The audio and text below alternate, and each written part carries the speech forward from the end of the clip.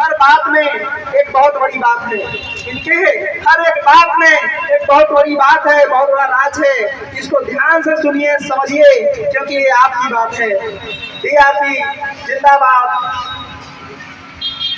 माननीय अध्यक्ष जी, बहुत बहुत धन्यवाद संचालक महोदय। आज के इस कार्यकर्ता सम्मेलन में उपस्थित सभी युवा साथियों, बच्चों, माताओं, बहनों, पितातुल्य बुजुर्गों, आप सभी को मैं आरपी मौर्य चीफ राष्ट्रीय अध्यक्ष मंडल भारतीय राष्ट्रीय पार्टी की तरफ से सादर नमन एवं वंदन करता हूँ। और मुझे बड़ा हर्ष हो रहा है कि काफ़ी अरसे के बाद आज मुझे जो है ललितपुर की इस धरती पर आने का अवसर मिला, और इस अवसर का जो मुख्य श्रेय है वो हमारे जिला स्तरीय कार्यकारिणी में विशेष तौर से आदरणीय भाई जगवान कुशवाहा जी, जो इस जिले के जिला अध्यक्ष नियुक्त कर दिए गए हैं। और आज इस मंच से मैं आपका स्वागत अभिनंदन करता हूं, साथ ही साथ ये घोषणा करता हूं कि भाई जगवान कुशवाहा जी भारतीय राष्ट्रीय पार्टी का मोर्चा जिला स्तरीय जो पिछले 1 महीने से संभाल रहे हैं, आगे भी वो संभालेंगे। तो इसी के साथ मैं आमंत्रित करूंगा भाई जगवान कुशवाहा जी को, कृपया आए और हमारे जिलाध्यक्ष महोदय प्रदेश स्तर के इधर सामने आ जाए, जिलाध्यक्ष महोदय, और साथ ही साथ आदरणीय प्रभारी महोदय से निवेदन है कि कृपया उनका स्वागत माल्यार्पण के साथ करें प्लीज।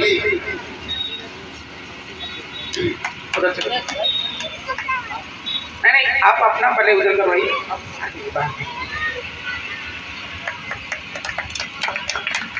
भाई जगवान कुशवाहा जी आपकी धरती से हैं और आप देख रहे होंगे आपके बीच में रहने वाले हैं।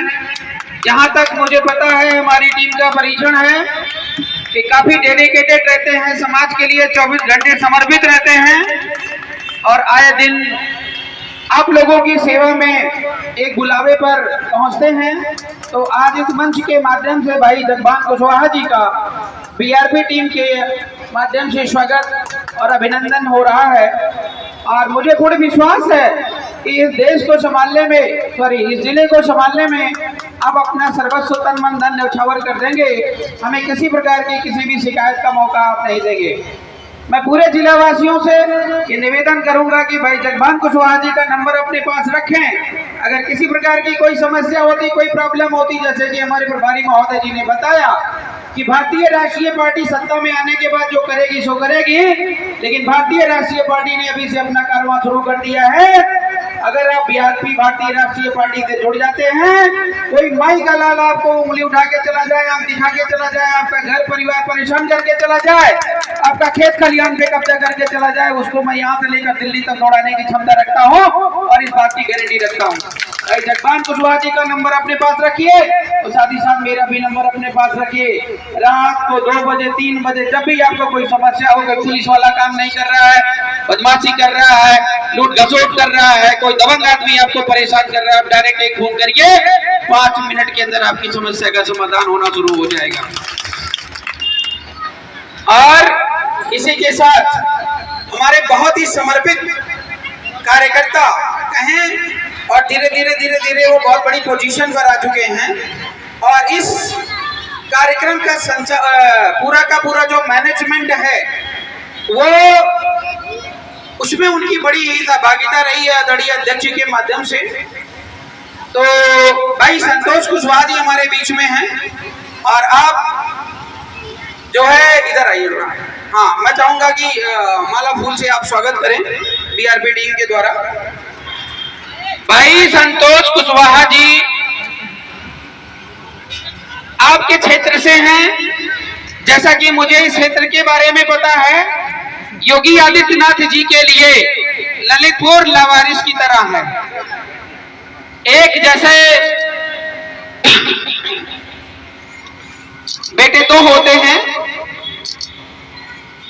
एक माँ का बेटा होता है, सगी माँ का, और एक कोई दूसरी माँ होती है, तो उसके साथ भेदभाव किया जाता है। तो कहीं ना कहीं योगी आदित्यनाथ जी उत्तर प्रदेश की सरकार के माध्यम से ललितपुर को दरकिनार किया जाता है। और ये ललितपुर से की धरती से जन्मा हुआ ये लाल, अगर आप इनके भाषण और स्पीच की बात में नहीं करूंगा, धीरे धीरे सभी लोग सीख रहे हैं, लेकिन पूरे के पूरे देश या पूरे के पूरे प्रदेश को, सिस्टम को हिलाने की क्षमता भाई संतोष कुशवाहा जी, जो आपके जिला ललितपुर से होने के बाद इस उत्तर प्रदेश के मीडिया प्रभारी भी हैं। पूरे मीडिया का प्रभार आप संभालते हैं और बहुत ही तन्मयता के साथ हमारी जो समस्याएं होती है, जनता की जो समस्याएं होती हैं, वो पुलिस प्रशासन या सरकार के कानों तक पहुंचाती है। साथियों बैठ जाइए प्लीज। और साथ ही साथ हाँ, हमारे साथ जो जिला स्तर के कार्यकर्ता लोग हैं, आप कृपया सम्मान करें इनका। आइए सभी लोग, जो भी जिला स्तर के हमारे पदाधिकारीगण कार्यकर्ता, आइए प्लीज, आइए कम। साथियों, इस देश की राजनीति की बात करूं मैं, पिछले 78 सालों से मैं देख रहा हूं कि आए दिन सरकार बदलती रहती है। एक गई तो दूसरी आई, दूसरी गई तो तीसरी आई। 5 साल 10 साल में आप ऊब जाते हैं, थक जाते हैं, थू थू करना शुरू कर देते हैं, लेकिन समस्या का समाधान नहीं होता है। आज तक किसी भी सरकार में, चाहे वो कांग्रेस की सरकार रही हो, चाहे भारतीय जनता पार्टी की सरकार रही हो, वास्तव में उन्होंने राजनीति तो की है, लेकिन आपकी समस्या का समाधान करने के लिए कभी उन्होंने गंभीरता से नहीं लिया। अगर वास्तव में समस्या का समाधान करना होता तो चाहे वो भारतीय जनता पार्टी के लोग हों, चाहे वो कांग्रेस के लोग हों, या कहीं जो है सपा के लोग हों, किसी को सम्राट अशोक महान बनने से किसी ने रोका नहीं था, प्रियदर्शी बनने से किसी ने रोका नहीं था। लेकिन 5 साल के बाद आने के बाद जनता फिर थू थू करना शुरू कर देती है। ऐसी समस्या क्यों आती है? ऐसी समस्या आती इसलिए है क्योंकि आप रॉन्ग नंबर डायल करते हैं।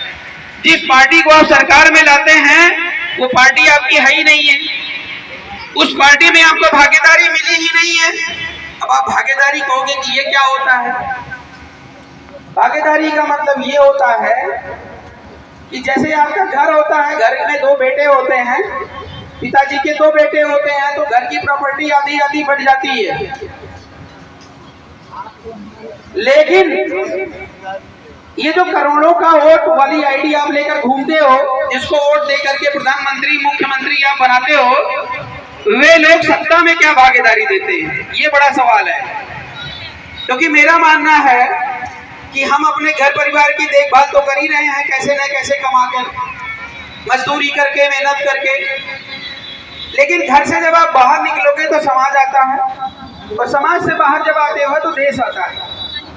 आज अगर उत्तर प्रदेश की बात करें तो उत्तर प्रदेश के जो गार्जियन हैं, मुख्यमंत्री जी हैं आदरणीय योगी आदित्यनाथ जी, वो इस प्रदेश के पिता के तुल्य हैं, इस प्रदेश के पिता तुल्य हैं। और अगर नरेंद्र मोदी जी की मैं बात करूं तो नरेंद्र मोदी जी इस देश के पिता तुल्य हैं, पिता तुल्य है ना। तो कोई पिता अपने बेटा बेटी के साथ गद्दारी गलत करता है क्या? कोई पिता जो अपने आप को वास्तव में बाप समझता होगा, जो अपने आप को सगा भाई समझता होगा, वो अपने सगे भाई बहन के साथ, अपने बच्चों के साथ गद्दारी करेगा क्या? बताइए मुझे। लेकिन वो नरेंद्र मोदी, योगी आदित्यनाथ, वो अखिलेश यादव लगातार गद्दारी करते आ रहे हैं। पार्टी में भागीदारी आज तक इन लोगों ने कभी नहीं दी, लेकिन बात करेंगे जब सत्ता में भागीदारी की तो वहां पे आपको 2 किलो राशन, 4 किलो राशन जो है दे करके टरका दिया जाता है कि भैया तुम्हारा हिस्से में इतना ही आता है, बाकी हमको लूटने और खाने दीजिए। मैं पूछता हूं, जब ये देश हमारा है, जब ये समाज हमारा है, और जब हम भारत माता की जय बोलते हैं, तो भारत माता की संतान हम भी हैं, भारत माता की संतान नरेंद्र मोदी भी हैं, भारत माता की संतान अखिलेश यादव और उनकी बेटी भी हैं। तो हमको समानता का अधिकार क्यों नहीं मिला? अखिलेश यादव की बेटी आज कुर्सी के नजदीक हैं, आज उनको मुख्यमंत्री बनना हो तो डायरेक्ट बन जाएंगी और आप ही लोग बनाएंगे। लेकिन मैं पूछना चाहता हूं, अगर आपकी बेटी ने सपना पाल लिया कि हमको मुख्यमंत्री बना दीजिए, बताइए कितने साल में आप मुख्यमंत्री बनाओगे? बना सकोगे कभी अपनी बेटी को? कभी नहीं बना पाओगे, गारंटी दे रहा हूं मैं, कभी नहीं बना पाओगे। ये जमाना आ गया है। ये जो सत्ता में बैठे खूंखार जो शेर हैं, जो चीते हैं, आपको खा जाएंगे। जब तक आप कीड़े मकोड़े की तरह यहाँ जीते रहिएगा तब तक तो ठीक है, कोई दिक्कत नहीं है, कोई आपको बोलेगा नहीं। लेकिन जैसे ही क्रांति की बात करोगे वैसे आपके पीछे ये धुरंधर लग जाएंगे और जब तक आपको रास्ते से हटा नहीं देंगे तब तक ये दम लेने वाले नहीं। आज इस देश में देश की जो सिचुएशन बनी आपने देखा होगा, अभी हमारे प्रभारी जी ने जिक्र किया, पाकिस्तान में हमला हो गया। पाकिस्तान में हमला सही हुआ गलत हुआ, ये ना मैंने देखा ना आपने देखा। मोदी जी ने जो बताया, मीडिया ने बताया, वो हमने सुना, आपने सुना। तो भाई ये बताओ, इस देश ने तो चौकीदार पाला था ना, 56 इंच वाला चौकीदार पाला था ना। 54 इंच वाला चौकीदार कि अगर बाउंड्री पे कुछ होता है तब तो मान लेते हैं चौकीदार से लड़ाई हो गई, लेकिन वहां से 300-400 किलोमीटर अंदर घुस करके आतंकवादी आ जाते हैं तो चौकीदार से अगर कहोगे चौकीदार तुम कहाँ थे, तुम ये बताओ कि तुम मिले थे या सो रहे थे, तो चौकीदार आपके खिलाफ FIR कर देता। नेहा सिंह राठौर नाम की एक लड़की है, वो अपने गीत संगीत के माध्यम से बीजेपी से सवाल पूछती है। हम भी पूछते हैं, लेकिन हम नेता लोग हैं, हमसे टकराने वाले लोग नहीं आते हैं, हमसे नहीं टकराता कोई। लेकिन नेहा सिंह राठौर से ये टकरा जाते हैं। क्यों टकराते हैं जानते हैं? क्यों टकराते हैं? क्योंकि वो ये एक आम लड़की है, उसको दबा देंगे, बैठा देंगे, वो नेतागिरी तो करती नहीं है। और जब आपने देखा होगा स्कूल में जब मास्टर जी पढ़ाते थे बड़े बड़े बच्चों को, 10वीं 12वीं के बच्चे को, और सारे बच्चे जब दबंग होते थे तो उसमें से कुछ कमजोर बच्चों को चुनते थे और क्लास में उनको मारते थे और मार करके पूरी क्लास को धमकाते थे कि मैं बड़ा दबंग टीचर हूँ और सारे शांति से बैठे रहना। तो नेहा सिंह राठौर को सबसे कमजोर समझ लिया मिस्टर नरेंद्र मोदी ने, अपने गुर्गों को लगा दिया चारों तरफ, इस थाने FIR, उस थाने FIR, उस थाने FIR।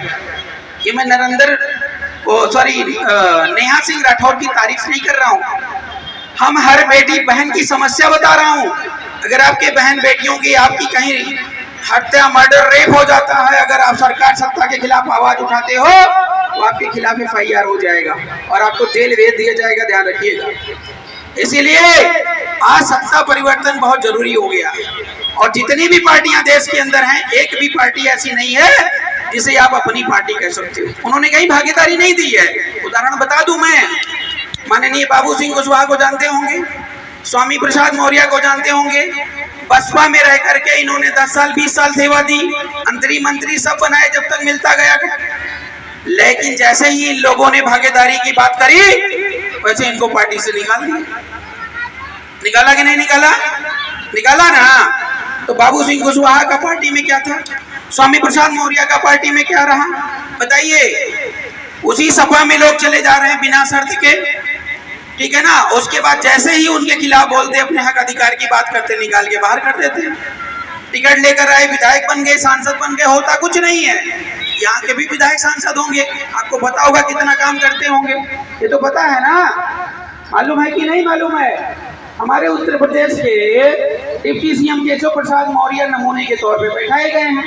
वोट लेना समाज का और चेहरा दिखा देना जो है डिप्टी CM केशव प्रसाद मौर्य का।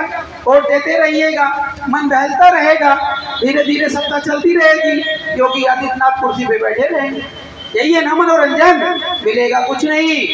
देश समाज को क्या चाहिए? शिक्षा चाहिए, रोजगार चाहिए, स्वास्थ्य चाहिए। मोदी जी ने आज तक 14-15 साल हो गए ना शिक्षा दिया। शिक्षा दिया क्या? अगर आप इलाज कराने जाते हो तो अंधाधुंध आपसे पैसे भी लिए जाते हैं।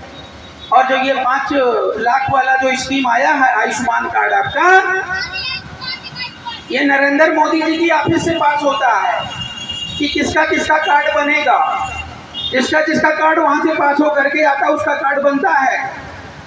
योगी आदित्यनाथ ने एक लोक सेवा आयोग बना रखा है, लोक पब्लिक वेलफेयर में एक संगठन बना रखा है। उसके माध्यम से योगी आदित्यनाथ जी इमरजेंसी में किसी को भी रुपया फंड दे सकते हैं। तो ये बताइए योगी आदित्यनाथ जी किसको रुपया फंड देंगे? जो पार्टी में भागीदारी नहीं दे सकता है, जो शिक्षा फ्री में नहीं दे सकता है, जो रोजगार फ्री में नहीं दे सकता है, जो स्वास्थ्य सेवा फ्री में नहीं दे सकता है, जो हमें न्याय नहीं दे सकता है, वो आपको पैसे देगा? सोच सकते हैं क्या? मुझे बताइए। तो आप लोग अपने गार्जियन प्रदेश के हो या देश के हो, ऐसे लोगों को आप चुन रहे हैं जो आपके मित्र नहीं, आपके शत्रु हैं। राजनीति ये कहती है कि देश की जनता जितनी परेशान होगी, जितनी मरेगी, जितनी शोषण के शिकार होगी, उतना बढ़िया सत्ता चलेगा। मैं दिल्ली में रात भर गाड़ी चला करके आपके बीच में पहुंचा हूं, जितने की मैंने पेट्रोल और सीएनजी नहीं डलवा दी, उससे ज्यादा तो टैक्स हो गया। बताइए मुझे। गाड़ी जब मैं लेता हूं तो एक बार टैक्स ऐसे ले लिए, उसके बाद लगातार टैक्स वसूल रहे हैं। जैसे लग रहा है उनके पापा जी कमा कर हमारे पास भेजे जा रहे हैं मेरे अकाउंट में। भैया देते जाओ। तो जब एक बार तुमने टैक्स ले लिया तो दोबारा टैक्स क्यों ले रहे हो? तो पूरे देश को बेचा जा रहा है प्राइवेट कंपनियों को, और कंपनियां लगा करके उनको बोला जाता है कि ये रोड बना दो, वो रोड बना दो, बनाने के बाद जनता से वसूलते रहो। कोई दिक्कत नहीं, थोड़ा मुझे भी दे दो, थोड़ा तुम्हें भी दे दो। तो ये देश के अंदर चल रहा है। तो कुल मिलाकर मेरा यही कहना है कि वास्तव में अगर राजनीति की बात आप करोगे, राजनीति जरूरी है। जैसे आपको ऑक्सीजन जरूरी है, खाना जरूरी है, पीना जरूरी है, वैसे ही राजनीति जरूरी है। अगर जरूरी नहीं होता है तो नरेंद्र मोदी जी पिछले 14 साल से ईवीएम की चोरी करके बार बार प्रधानमंत्री नहीं बन रहे होते। सोचो जरा, नहीं बन रहे होते ना। बार बार लोगों ने बोला कि ईवीएम से चोरी होती है। हमको बोलो ना कि आरपी मौर्य जी ने आपने चोरी की, मैं भी तुरंत जेब दिखाऊंगा। लो भैया आपका 500 चोरी हो गया, 1000 हो गया, देख लीजिए, मैं आपके सामने खड़ा हूँ। तो नरेंद्र मोदी जी के बार बार ऊपर आरोप लग रहा है ना कि आप चोरी करके सरकार बना रहे हो। तो जब चोरी करके सरकार बना रहे हो तो एक बार खोल दो कि भाई जाओ एक बार बैलेट पेपर से चुनाव करवा लो, आपको पता चल जाएगा कि नरेंद्र मोदी जी प्रधानमंत्री बनते हैं कि कोई दूसरा बनता है। लेकिन नरेंद्र मोदी जी का माइंड इतना सातिर है कि आपके हिस्से की रोटी छीन के बंदा आपके सामने खा जाएगा, आपको तड़पते तड़पते हुए मरता देखेगा और उसको खुशी का आनंद होगा। ऐसा व्यक्ति हमारे देश का प्रधानमंत्री है। ऐसे लोगों को आपने प्रधानमंत्री बना दिया है। भारत देश के पूरे सिस्टम को अपने कब्जे में करके रखा हुआ है और पूरे सिस्टम में हर व्यक्ति को गुलाम बनाकर रखा हुआ है। ऐसा हमारे देश का प्रधानमंत्री। भूख लगी है सत्ता की, लेकिन सत्ता में आपको हिस्सेदारी भागीदारी नहीं बनेगी। अभी जब पहलगांव में अटैक हुआ तो नरेंद्र मोदी जी बिहार चले गए, बताओ वोट मांगने के लिए। अरे 2-4 दिन बीता नहीं, हमारी माताएं बहनें का गुस्सा शांत नहीं हुआ, अपने बेटे बेटियों का दर्द शांत नहीं हुआ। नरेंद्र मोदी जी जाकर के बोल रहे हैं वहां अंग्रेजी झाड़ रहे हैं बिहार के अंदर। अरे बिहार वालों को तुमने अंग्रेजी सिखाई है जो अंग्रेजी झाड़ रहे वहां पर? मुझे बताओ। इन बच्चों के सामने मैं अंग्रेजी बोलूंगा, आपके सामने मैं अंग्रेजी बोलूंगा, जब अंग्रेजी सिखाऊंगा तभी तो अंग्रेजी में समझाऊंगा।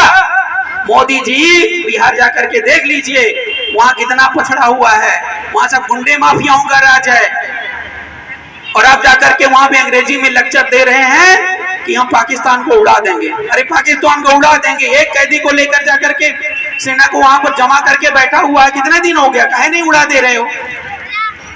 तो कुल मिलाकर के देश के अंदर इनको पता है कि हिंदू मुस्लिम की लड़ाई करवाओ और जनता को धर्म के नाम पर सत्ता अपने कब्जे में कर लीजिए और सत्ता बरकरार रखिए। देश के अंदर अगर बोलो प्रधानमंत्री मोदी नहीं तो कौन, मोदी नहीं तो कौन, कोई उत्तर ही नहीं। अरे भाई प्रधानमंत्री, देखो सब प्रधानमंत्री बने बैठे हैं, करते हैं कुछ क्या प्रधानमंत्री? जिसको चाहो उसको प्रधानमंत्री बना दो। मैं कह रहा हूं नरेंद्र मोदी से बढ़िया काम करेंगे, लेकिन ये कर पाओगे आप? आपको वोट का अधिकार है, लेकिन खत्म हो गई व्यवस्था। नेता जो आजकल के आते हैं वे दलाली करते हैं, दलाली।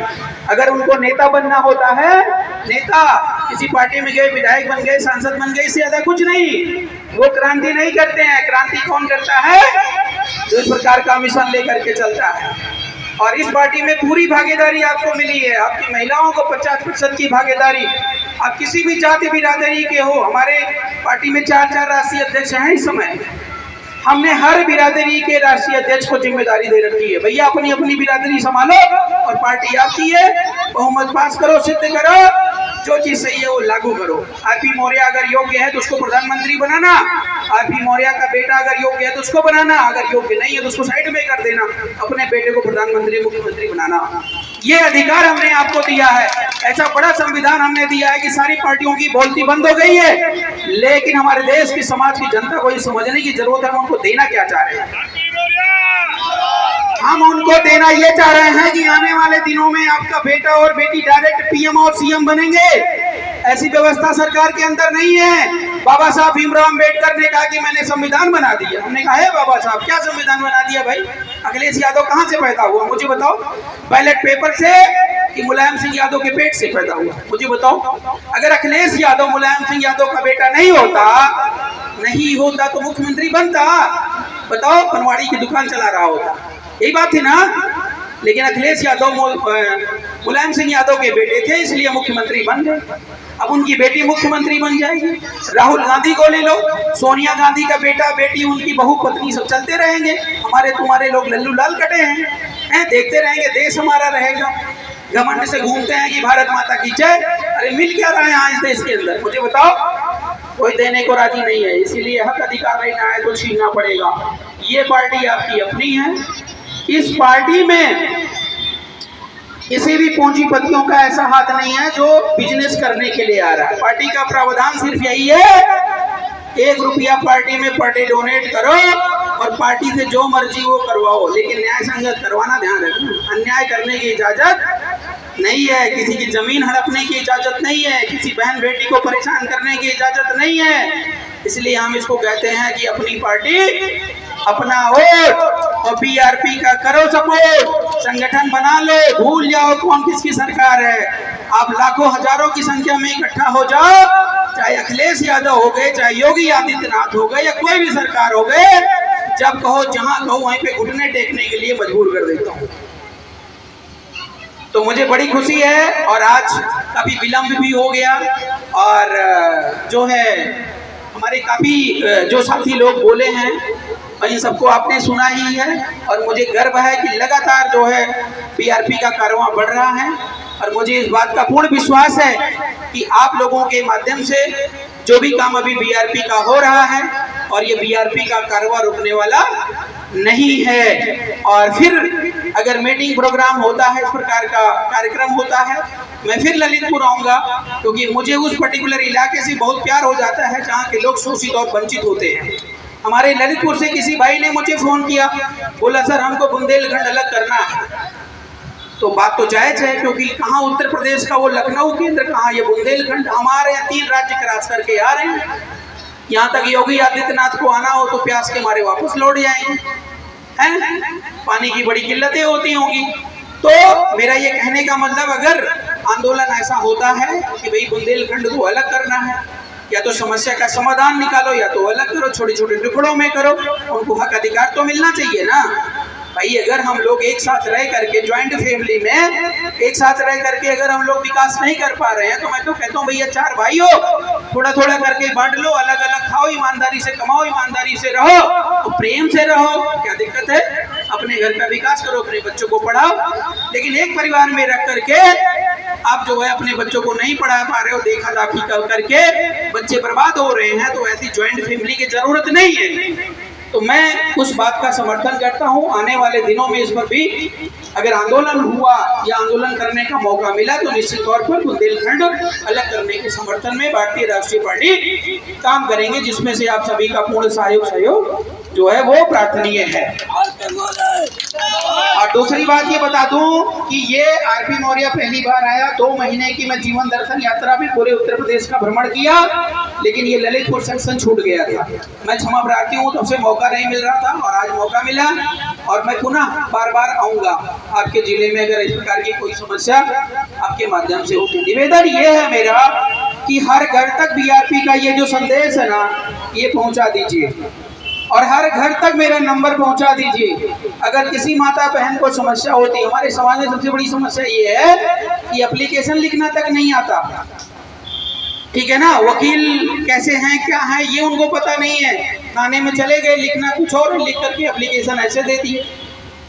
और ये एप्लीकेशन जो लिखी जाती है ना, उसके तौर तरीके से FIR की जो धारा है वो बदल जाती है। इसलिए अगर आपको कहीं कोई समस्या हो तो 24/7 आप मुझे संपर्क करो।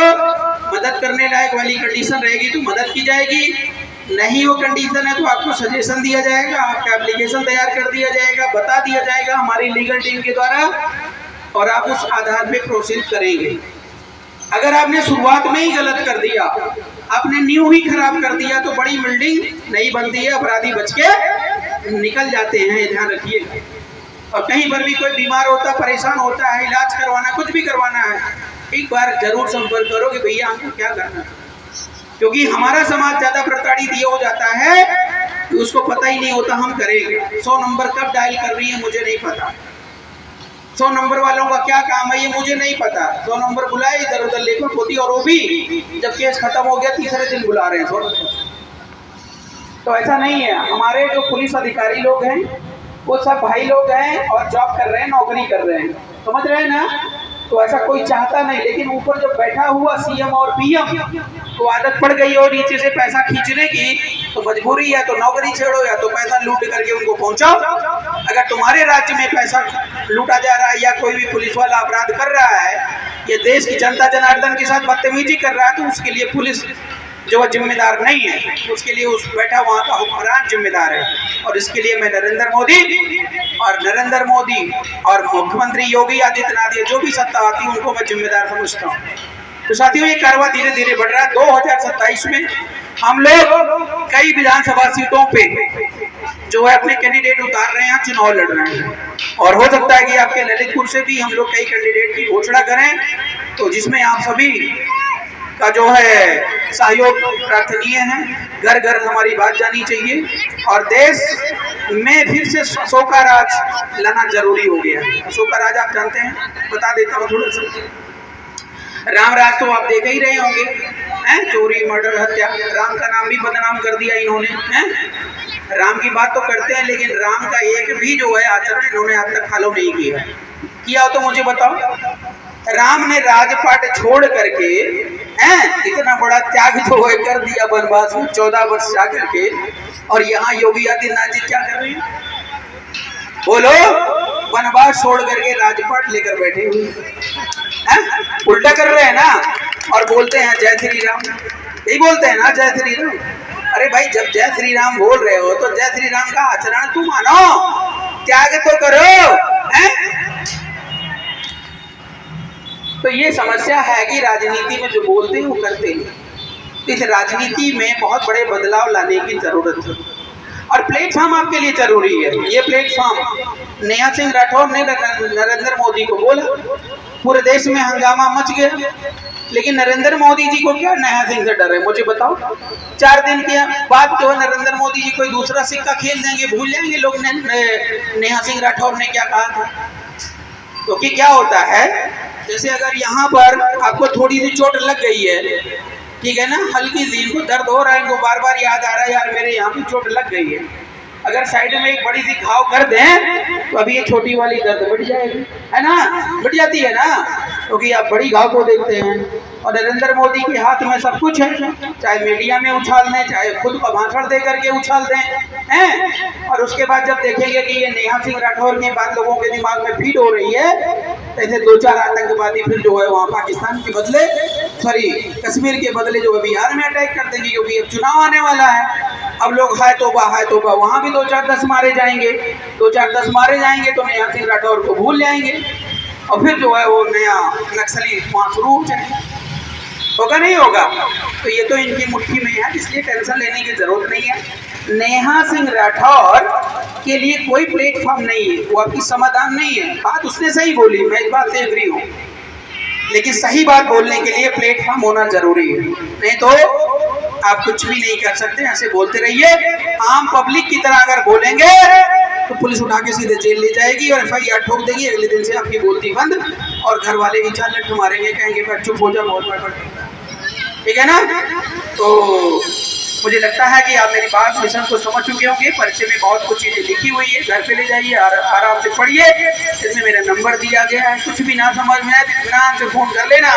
अभी मौर्य जी ये बात समझ में नहीं आई और हम आपको डिटेल में समझाएंगे। जी बहुत बहुत धन्यवाद सभी को। और आप सभी ने सब